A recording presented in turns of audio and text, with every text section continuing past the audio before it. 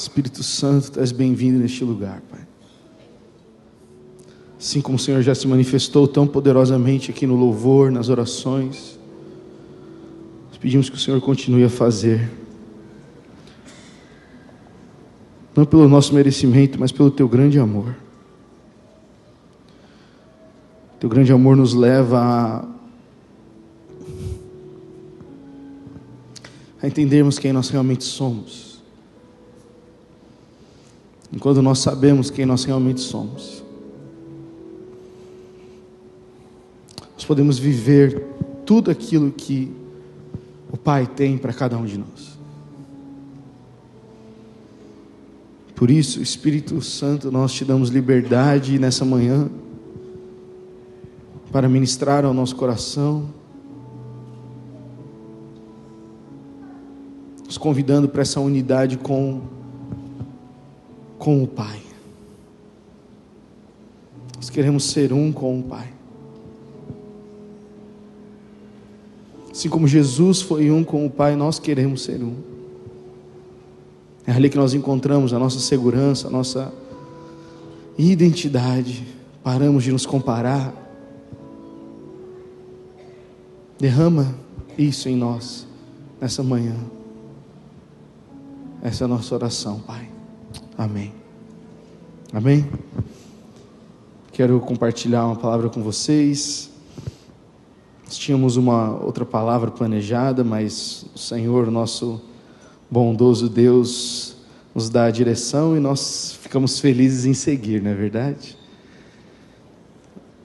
Ontem eu estive num encontro em Guarulhos, nosso encontrão de jovens das comunidades. Eu estive lá compartilhando uma mensagem. Quando estávamos aqui orando, o Senhor deu uma direção ao Arnaldo, e assim que o Arnaldo trouxe, e eu li aqui como nós vamos orar no final, eu falei, ok, Senhor, então eu tenho que pregar a mensagem que eu preguei ontem e não a que estava para hoje. Então eu quero que você, com seu coração aberto, entenda algo que você já tem ouvido nesse púlpito de muitas e muitas vezes, mas é sempre bom nós lembrarmos, porque nós gastamos muito tempo fazendo coisas, e nós gastamos pouco tempo sendo filhos. Nós gastamos muito tempo fazendo muitas coisas para Deus, e nós gastamos muito pouco tempo estando com Deus. E eu quero que você a gente comece esse culto, esse pensamento, com essa pequena ideia, para a gente ver como às vezes nós precisamos compreender um pouco mais, como nós temos acesso a tantas coisas, e que muitas vezes a gente não tem, e a gente não desfruta de tudo. Imagina isso, que você tem muito dinheiro na conta, é só para imaginar só. Imagina que você tem muito dinheiro na sua conta, só que você não pode usar, tem uma trava ali, tem um bloqueio. Você liga para o banco fala, não sei, está travado, você não consegue usar. Você já teve uma roupa no seu guarda-roupa que você gostou muito de usar, mas você, deu uma infladinha? E quando você olha, você fala, eu queria tanto usar ela, mas não consigo. Eu lembro do dia que eu e a Maíra compramos um sapatinho para a Olivia, uma Melissa, e falou, nossa, ela vai usar isso, vai ser tão legal. O pé dela cresceu, gente. Gastei um dinheiro naquele sapato, usou 2 vezes. Qual é o sentimento que a gente tem quando nós temos algo, mas não podemos desfrutar dele? Qual que é o sentimento que gera no seu coração? Uma frustração, né? No caso do dinheiro, me gerou um pouco de ansiedade, né? Pô, tenho lá, mas quando que vai liberar? Eu vou passar no crédito, porque aí uma hora libera e paga a conta. Não, isso é um risco danado. É muito frustrante. E é muito, gente, eu vou falar para você, gera um sentimento estranho saber que você tem uma coisa, ou tem acesso a ela, e não pode desfrutar. É estranho, você fica incomodado. É seu, está no seu nome, mas você não pode abrir. Está escrito, imagina, gente, a gente não consegue, chega uma... Você está no trabalho, chega uma notificação no seu celular, você comprou uma coisa na internet, foi entregue, chega uma notificação dos correios, foi entregue na sua casa, aí você fala, meu Deus, eu quero abrir. Como que foi entregue na minha casa se não tem ninguém em casa? O vizinho pegou? Se é algo destinado a nós queremos desfrutar. Eu quero que você acompanhe esse raciocínio comigo, porque todos nós cristãos temos algo incrível que a gente não está desfrutando. Isso não é uma coisa só para a nossa geração, mas é uma coisa que existe há muitos anos. Vocês já ouviram nós falarmos aqui sobre isso, mas eu quero repetir. O maior benefício que temos como os cristãos é poder chamar Deus de Pai. Um cristão que não chama Deus de Pai é o cristão que tem muito dinheiro no banco e não pode usar. É aquele que vê todas as coisas que poderia ter, mas nunca pode desfrutar.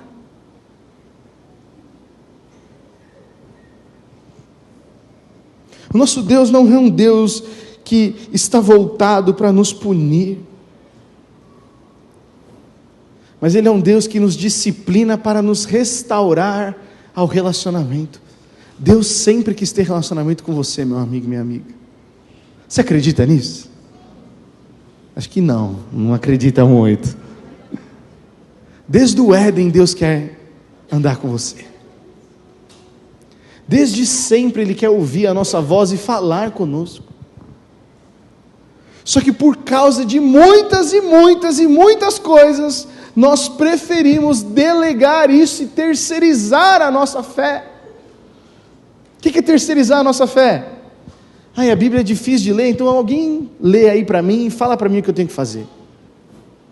Eu não consigo orar, minha mente divaga, então eu vou, ficar repetindo orações.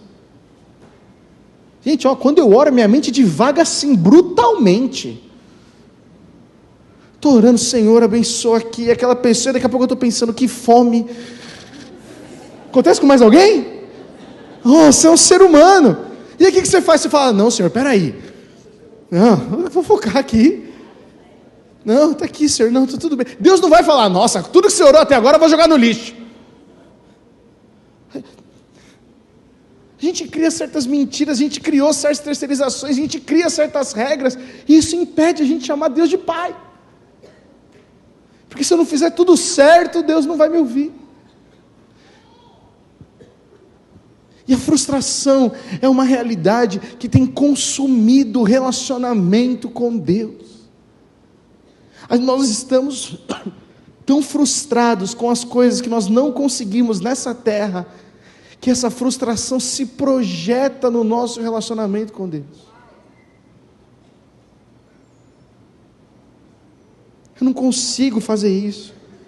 Meus filhos não são como eu quero. Eu não tenho resposta para essas coisas. Eu estou há muito tempo. E essas frustrações roubam a intimidade com o Pai. Deixa eu dizer uma coisa para você, meu irmão, minha irmã. Eu falo isso e eu quero falar bem devagar para você não me interpretar mal. O nosso Deus e Pai, Ele está num negócio, e Ele está numa dedicação para nos guiar, e não para sair respondendo às nossas perguntas. Eu não tenho resposta para todas as questões. A Bíblia, porque foi escrita há muitos anos atrás, não tem certas respostas para perguntas da nossa sociedade. Mas Jesus falou que Ele enviaria o Espírito Santo, que a Bíblia diz, nos guiaria em toda a verdade. Às vezes a gente usa Deus como se Ele fosse um grande Google, onde a gente joga uma resposta, joga uma pergunta e tem que vir uma resposta. Você quis dizer isso? É assim que o Google faz, né? Quando você escreve uma coisa lá. Nosso Deus é um Deus de respostas, sim, mas essas respostas elas são entregues quando Ele está andando conosco, porque senão Ele seria só um oráculo.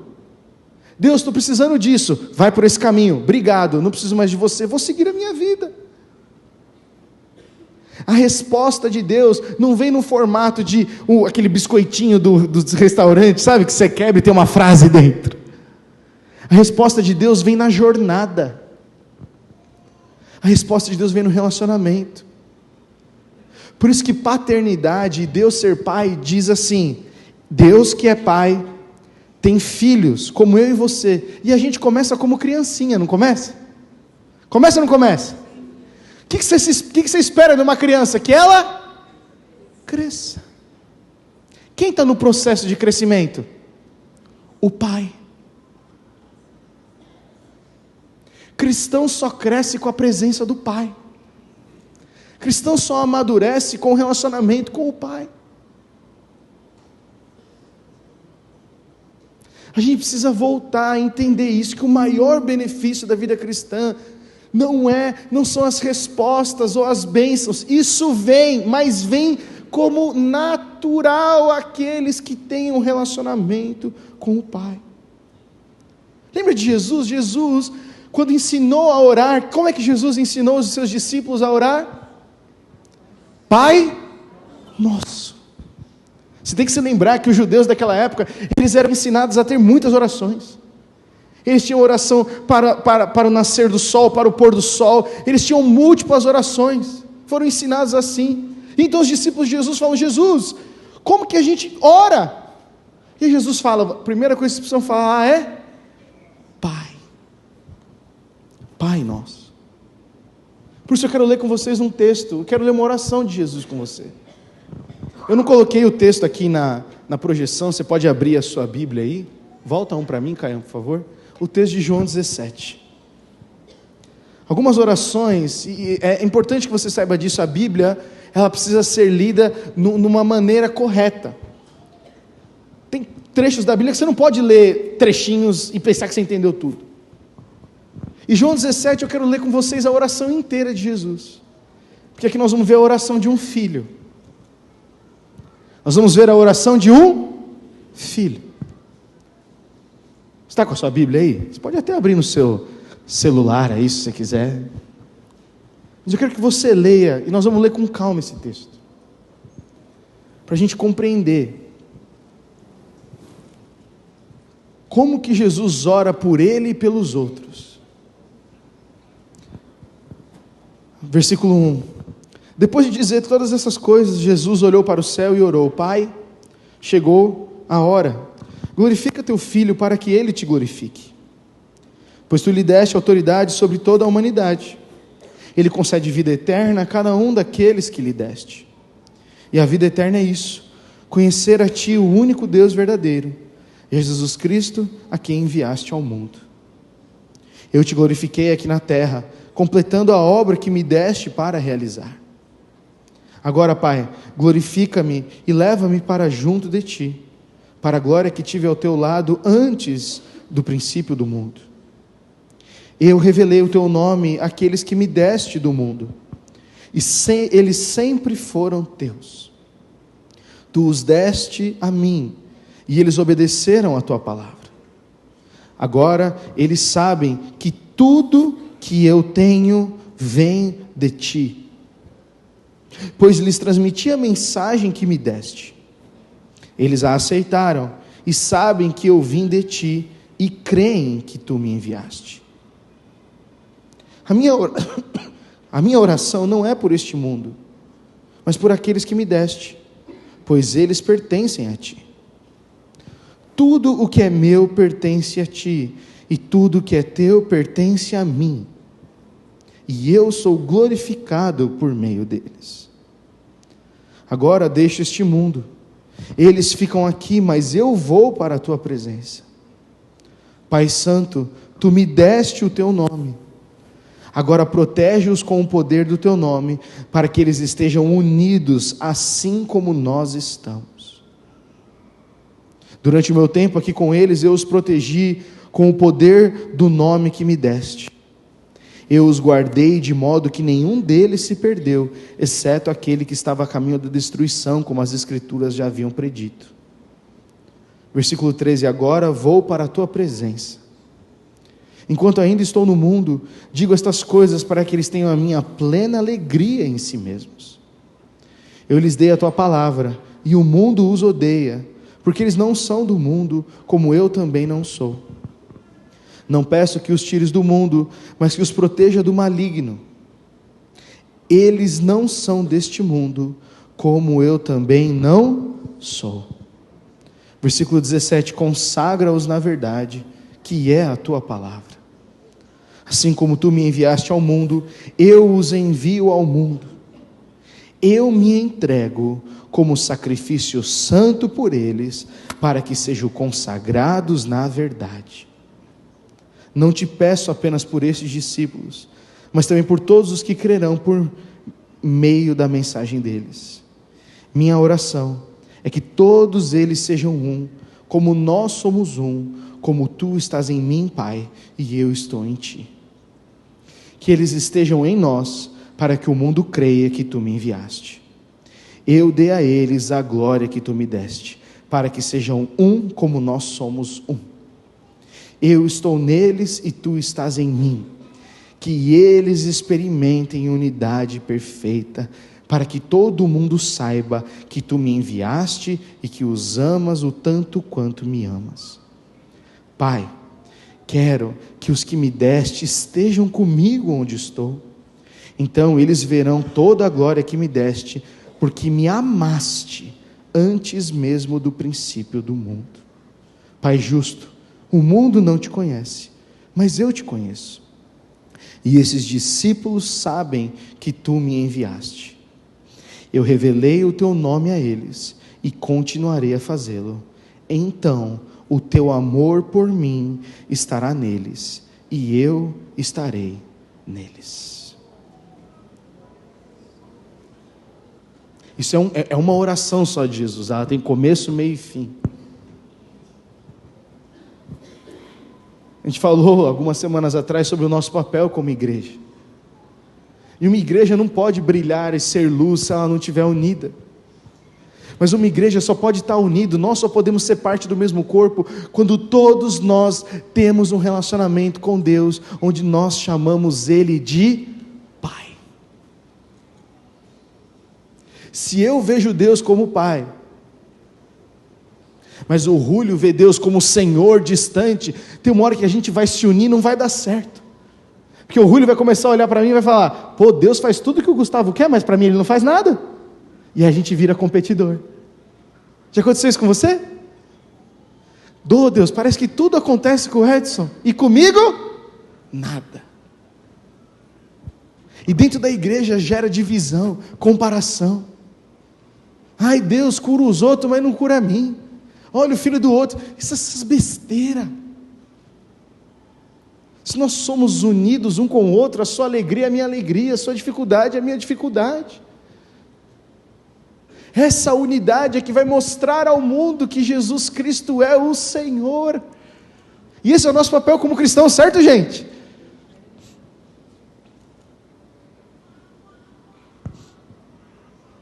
Nós precisamos mostrar ao mundo que Deus é um bom Pai que ama as pessoas. Só que isso não pode acontecer quando tem divisão entre nós. Isso não pode acontecer quando tem comparação entre nós. Quando há insatisfação, frustração.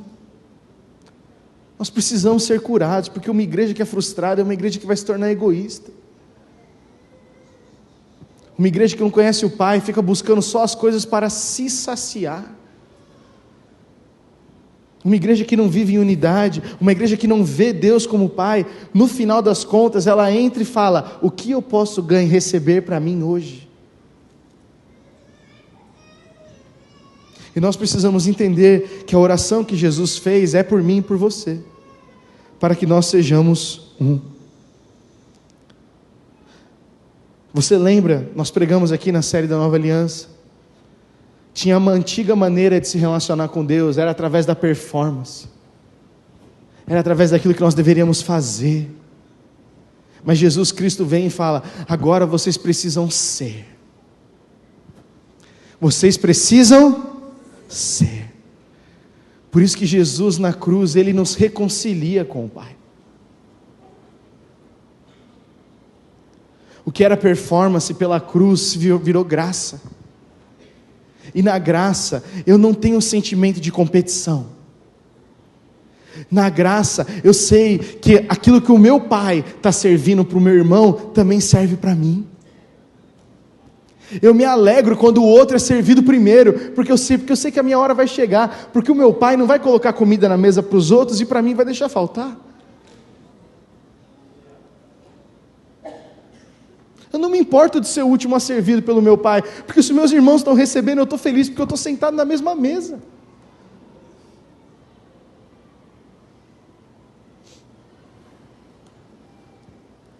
A gente precisa entender que o maior benefício que nós temos é o relacionamento. O relacionamento com Deus precisa ser de pai. E você percebe essa oração de Jesus? Quantas vezes Jesus fala pai, gente? São várias, hein? Toda vez que na Bíblia você vê alguma repetição, quer dizer que é algo importante. Fica uma dica aí quando você estiver estudando a sua Bíblia. Pai, que eles sejam um como eu e em Ti somos um. Pai, eu não oro por eles. Pai, eles não são desse mundo como eu também não sou. Jesus fala isso e repete isso várias vezes, porque isso é extremamente importante para a nossa vida aqui, para a nossa vida como igreja.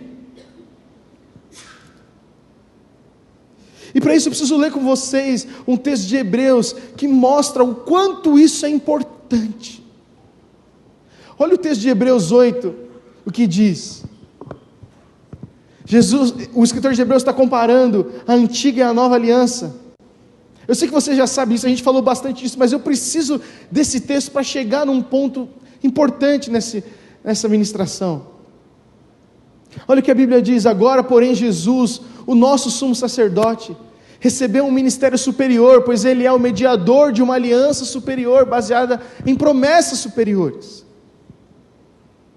Se a primeira aliança fosse perfeita, não teria havido a necessidade de outra para substituí-la. Mas quando Deus viu que o seu povo era culpado, Deus viu que o povo não conseguia obedecer às leis, Deus viu que aquilo seria impossível, porque eles não tinham um novo coração, porque eles chamavam Deus de Deus, e não Deus de Pai, porque eles tinham performance: eu vou fazer tudo certinho, para Deus me abençoar no final. Olha, são palavras de Deus, e o escritor de Hebreus está citando o profeta, ele diz assim: está chegando o dia, diz o Senhor, em que farei uma nova aliança com o povo de Israel e de Judá. Não será como a aliança que fiz com seus antepassados, quando os tomei pela mão e os conduzi para fora da terra do Egito. Percebe que Deus faz isso? Deus pega pela mão a criança e tira para fora do Egito, porque eles não eram maduros o bastante. Deus faz o quê? Pega e conduz pela mão para fora do Egito. Ele é amoroso, Ele é poderoso para fazer isso. E Ele fez. Não será como a aliança que fiz com seus antepassados, quando os tomei pela mão e os conduzi para fora da terra do Egito. Apesar de experimentarem isso, eles não permaneceram fiéis à minha aliança. Por isso eu lhe dei as costas, diz o Senhor. Mas isso é na antiga aliança. Isso é na antiga. E aí ele vai falar agora, a continuação do texto. Passa para mim, mano, que não funcionou aqui. E esta é a nova aliança que farei com o povo de Israel depois daqueles dias. Quais são aqueles dias? Jesus Cristo. Eu vou pôr as minhas leis em sua mente e as escreverei em seu coração. Serei o seu Deus e eles serão o meu povo. E não será necessário ensinarem aos seus vizinhos e seus parentes, dizendo: você precisa conhecer o Senhor, pois todos, desde o mais humilde até o mais importante, me conhecerão. E eu perdoarei a sua maldade, e nunca mais me lembrarei dos seus pecados. Quando Deus fala de uma nova aliança, significa que tornou obsoleta a aliança anterior, e aquilo que se torna obsoleto e antiquado, logo desaparece.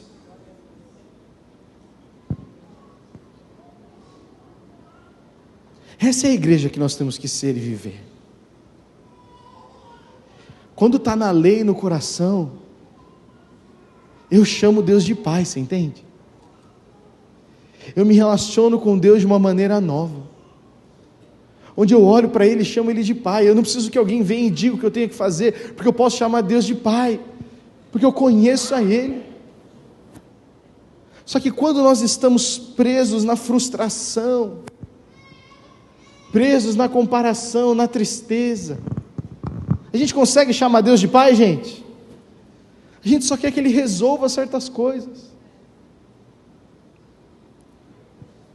Nosso Deus, Ele quer estar conosco. Por isso que Jesus na cruz, Ele inaugurou uma nova maneira de se relacionar com o Pai. Ele está próximo de nós. E a Bíblia fala que todos o conhecerão. Fala para a pessoa do seu lado: você pode conhecer a Deus como Pai. Faz esse acréscimo aí. Não há mais separação, mas a gente precisa viver como filho. Por isso que eu quero, dentro do texto de João 17 que a gente leu, eu quero citar alguns versos com você. João 17, versículo 1. Jesus está orando como um filho. Você percebe que no versículo 1, ele fala Pai, e ele fala: eu sou o seu filho. Quando a gente reconhece Deus como Pai, a gente recebe a nossa verdadeira identidade.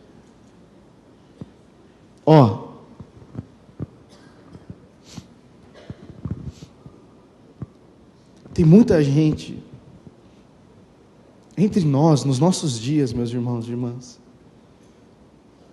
que estão se esforçando tanto para ter um reconhecimento, para ter uma valorização naquilo que faz, e está trocando as coisas. Elas estão dizendo: aquilo que eu faço é a minha identidade. Se eu perder o que eu faço, eu não sei quem eu sou. Vocês estão comigo aqui?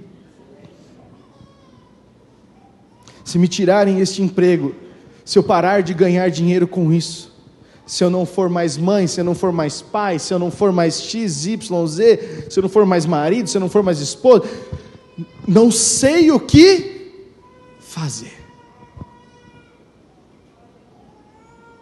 A gente precisa entender que a nossa identidade, ela está em Cristo Jesus.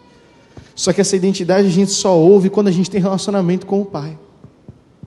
Nós não ganhamos a nossa identidade no fazer, mas nós ganhamos a nossa identidade no ser. Eu sou filho, portanto eu faço. Eu sei quem eu sou, portanto eu faço. No versículo 2, Jesus fala isso. Ele vira lá, logo no início da sua oração, e ele fala isso, ele fala: Pai, versículo 3, a vida eterna é isso, conhecer a Ti, o único Deus verdadeiro, a Jesus Cristo, a quem enviaste ao mundo. Gente, o que é a vida eterna? A vida eterna é conhecer o único Deus verdadeiro.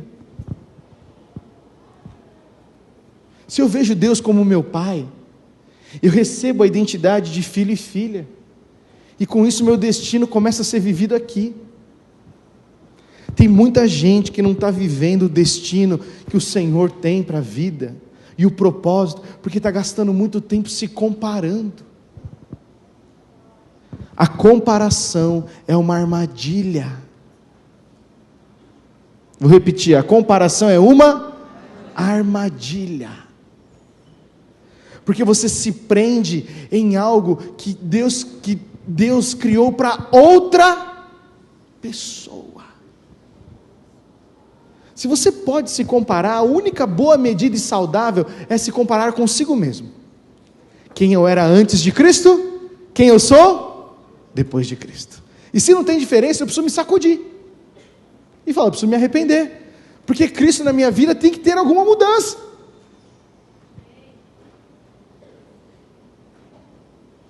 Enquanto eu não vejo filho e filha, eu fico com medo.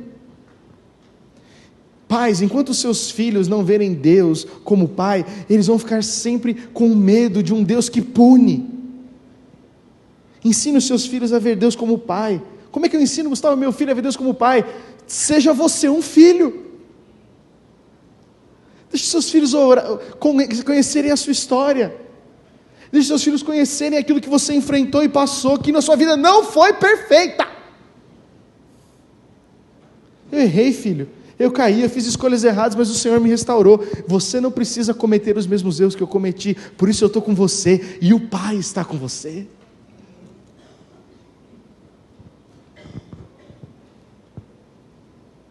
Nós vamos passar a vida eterna com Deus, o Pai. A gente precisa começar a fazer isso agora. Por isso que Jesus fala, a vida eterna é essa, conhecer a Ti. Você percebe isso? Jesus fala, a vida eterna é conhecer a Deus, é conhecer a Deus. No versículo 6, Jesus fala, eu revelei o Teu nome àqueles que me deste no mundo. Eles sempre foram Teus. Tu os deste a mim, eles obedecem a Tua palavra. Se eu e você, nós somos do Pai, nós somos capazes de obedecer o que Ele nos pede. Obedecer a Deus não é difícil. Você pode repetir isso comigo? Obedecer a Deus não é difícil. A Bíblia fala isso em mais de uma vez. O problema é que às vezes a gente quer obedecer sem ter um novo coração. A gente quer obedecer com base na troca. Então, se eu não tenho certeza que eu vou receber o que eu quero, eu não obedeço. O que você trabalha? Porque você tem que ter certeza, ou pelo menos deveria ter, de que você vai ter um salário. A gente importa isso para Deus. Eu vou fazer as coisas certas, porque no final Ele vai me atender no que eu quero. A obediência a Deus, ela flui porque nós somos amados. Eu escrevi aí, Deus não nos chamou para uma vida onde obedecer a Deus é difícil. Ele nos deu um novo coração capaz de obedecer, mas nós não obedecemos porque queremos que Ele nos dê algo. Nós obedecemos porque nós somos amados. Entende? Dá uma diferença isso? Dá ou não dá, gente? Eu sou amado, por isso que eu obedeço. E volta para a oração de João 17. Jesus está construindo. Eu reconheço que Deus é o meu Pai. Eu então recebo a minha identidade como filho. E agora eu obedeço como filho amado. Eu obedeço porque eu sou filho, e não porque eu vou receber algo em troca, porque tudo que eu precisava eu já tenho no Pai. Gente, é muito sério entender Deus como nosso Pai. Olha o outro trecho, outro versículo que chama muita atenção, é o versículo 10. Versículo 10, Jesus fala, tudo que é meu pertence a ti, e tudo que é teu pertence a mim. Se nós somos de Jesus, gente, nós pertencemos a Deus. E o que é de Deus pertence a nós. Está na Bíblia ou não está, gente? Está ou não está? Por isso, quando a gente é incluído na morte, na ressurreição de Jesus, a gente tem acesso ao Pai. Cristianismo é muito mais do que viver só uma vida livre do poder do pecado. Cristianismo é viver em intimidade com Deus, o nosso Pai. Gente, olha para mim aqui um pouquinho. Você entende o que é ser dirigido por Deus? Você consegue imaginar o que é acordar numa manhã, orar, e o Senhor falar, faz isso, fala com esse, guia assim.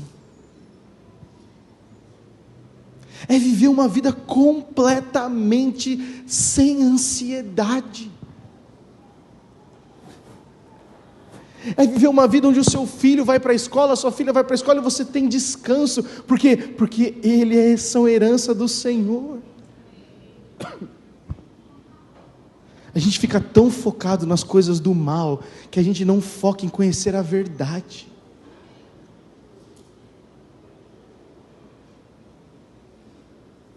No versículo 11, Jesus diz isso: agora eu vou deixar eles no mundo, eu vou deixar esse mundo. Nós vamos ficar aqui, mas eu vou para a tua presença. Pai Santo, olha isso, gente, o versículo 11. Tu me deste o teu nome, agora protege-os com o poder do teu nome, para que eles então sejam um. O que nos une, gente? Nós somos diferentes uns dos outros aqui. O que nos une é filiação. Somos pessoas diferentes, que torcem para times diferentes, que têm gostos de comidas diferentes. Mas a única coisa que nos une é termos o Espírito Santo. E a Bíblia fala que o Espírito Santo clama em nós: Abba, Pai. Como é que o mundo vai conhecer Deus? Quando todos nós, cheios do Espírito Santo, vermos Deus como nosso Pai. Quando nós não vivemos ansiosos por todas as coisas, quando nós descansamos na palavra que Ele tem para nós.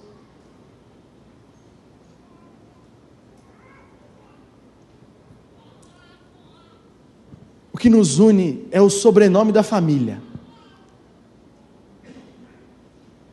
Eu sou Gustavo, filho de Deus.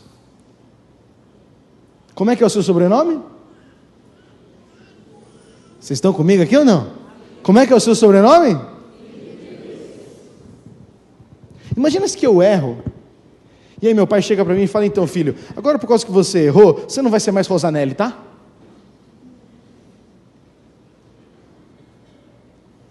Se o meu pai, que não é perfeito, não faria isso comigo, você acha que Deus faria com você?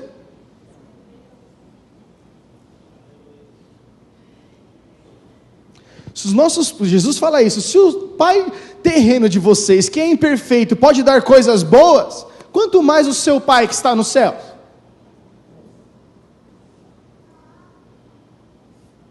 A gente precisa crer na palavra de Deus, gente. Jesus está falando: o que protege vocês neste mundo é o nome da família, é ser filho e filha de Deus, é ser filho e filha de Deus. Gente, você tem noção do que é isso? João, capítulo 1, versículo 12: mas a todos que creram nele e o aceitaram, ele deu o direito de se tornarem filhos de Deus. Creram nele e o aceitaram. Está dizendo que tem que fazer alguma coisa antes? Tem que fazer alguma coisa antes? Tem que ficar com o nome limpo?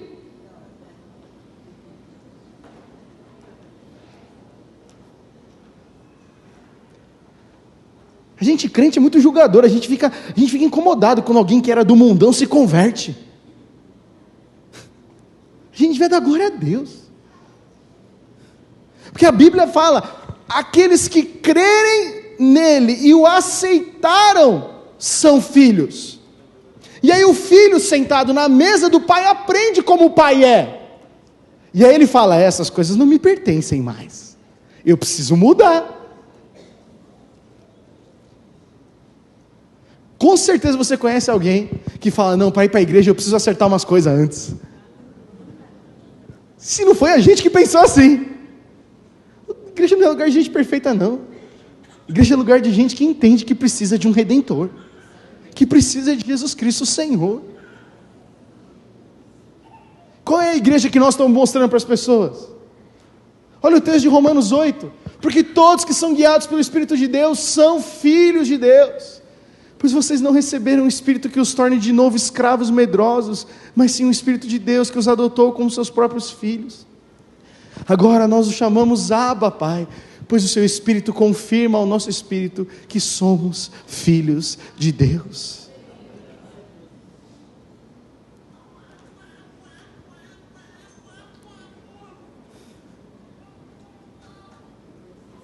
Esse é um ponto principal que foi no meu coração, que eu fiz questão de escrever bem grande.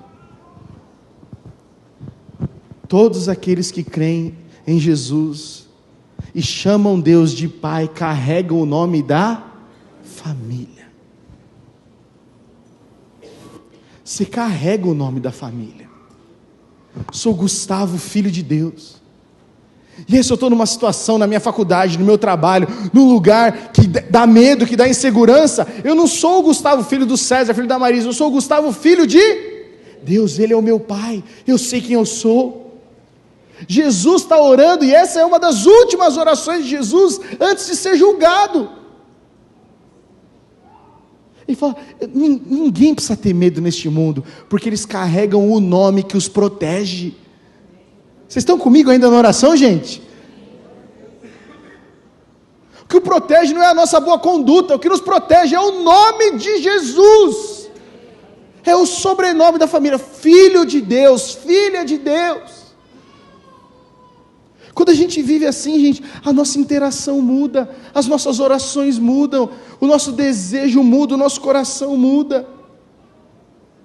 Gustavo, entendi, beleza, entendi, agora o que eu faço então? Jesus fala no versículo 13, olha a continuação da oração de Jesus. Ele fala, agora eu vou para a sua presença.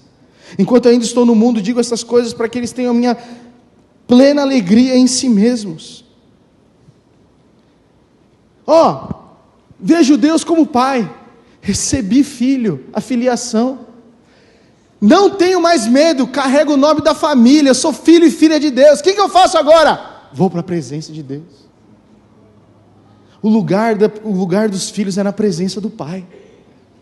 Por isso que eu falei que às vezes a gente não usa tudo que a gente tem acesso. A gente gasta nosso tempo em outras coisas, sendo que como filhos e filhas, a gente precisa estar na presença do Pai para amadurecer. E então eu vivo em alegria. E aqui é o último ponto. Penúltimo ponto, o último slide, e aí a gente encerra. Mas quando eu estou aqui então, eu entendo tudo isso, Gustavo, o que eu faço? Seja consagrado na verdade. Versículo 19, Jesus fala algo muito interessante, que até eu preparar essa mensagem eu nunca tinha me atentado. Jesus falou assim, eu me entrego como sacrifício santo por eles. Para que Jesus se entregou como sacrifício santo?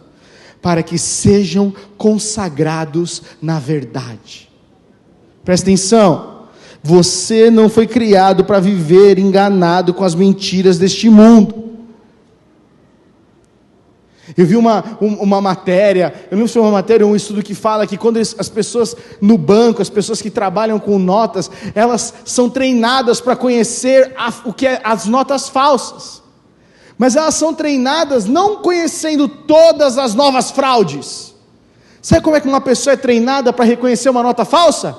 Ela conhece profundamente o que é verdadeiro.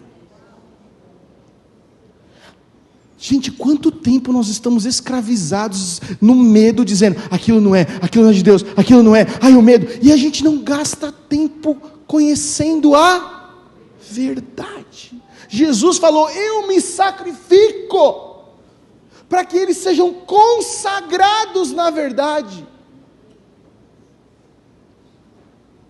Nós estamos tão envoltos com as coisas do passado, com os erros, e a gente não vai para a verdade. Pai, o que é verdade sobre a minha casa, Pai? Pai, o que é verdade sobre os meus filhos, Pai? Pai, o que é verdade sobre o meu casamento, Pai? Pai, o que é verdade sobre a minha célula, Pai? Pai, o que é verdade sobre a minha família, Pai? O que é verdade sobre mim, Pai?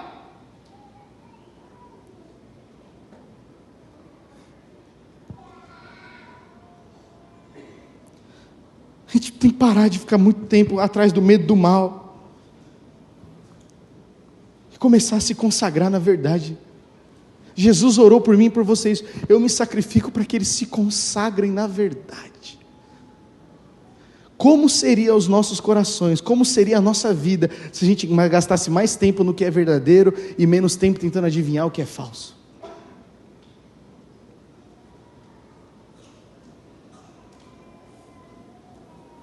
Muitas pessoas que podem estar confusas na sua identidade nessa manhã, querendo ser algo, querendo completar a sua imagem, estão cansadas, porque não veem resultado.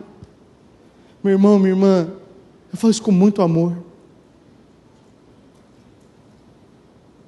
É tempo de você ouvir do Pai quem você é, e acreditar na verdade que Ele tem sobre você.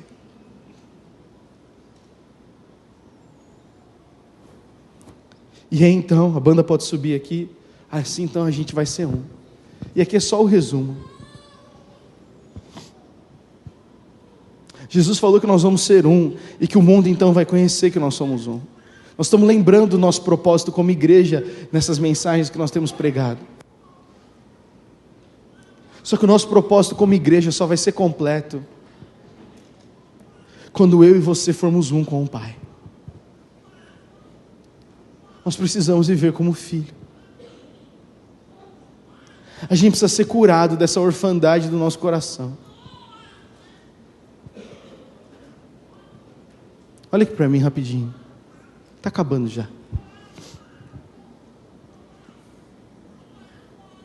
Quando nós não sabemos quem nós somos, nós gastamos tempo com as coisas que não são eternas.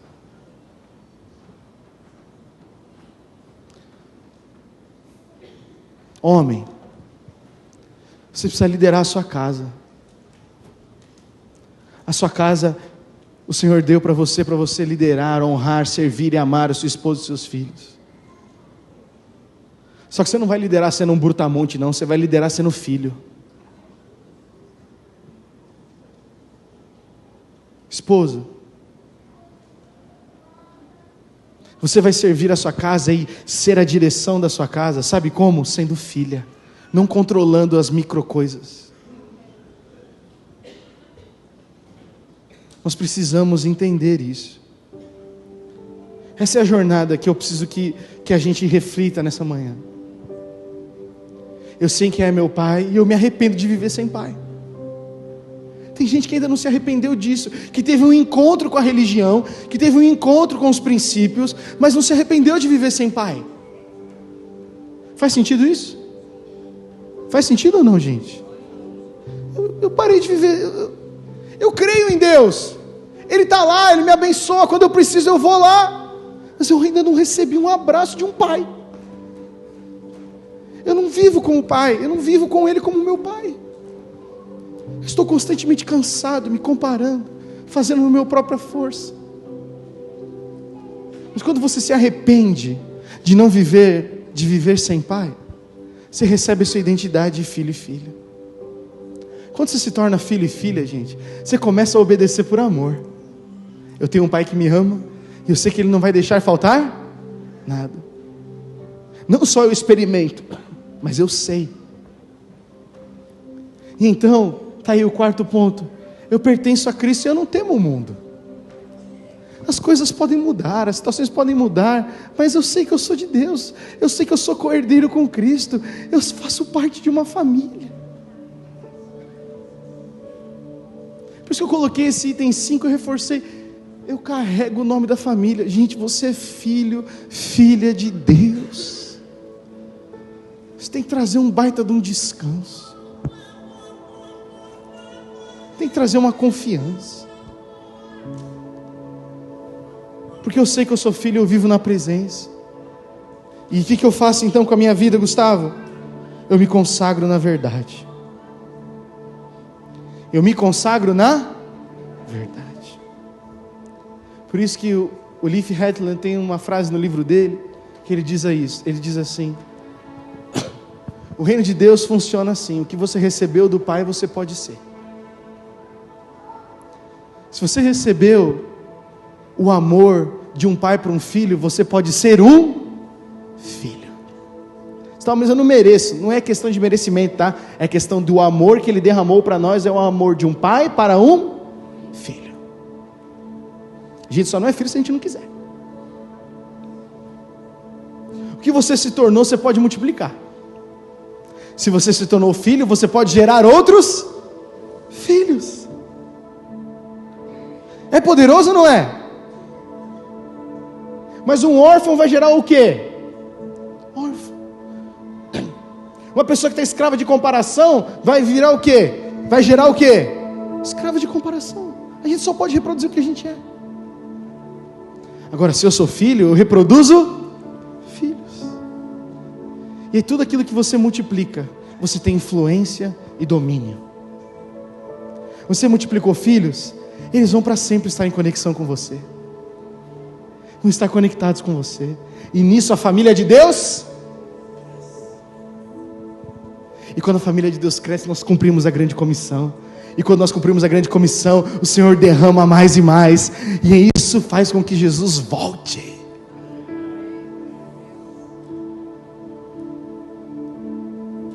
Mas a gente precisa ter esse amor. Porque a gente só tem autoridade sobre aquilo que a gente ama. A gente precisa amar. Precisamos amar ao Pai. Precisamos amar as pessoas. Quero que você fique em pé no seu lugar para nós orarmos nessa manhã.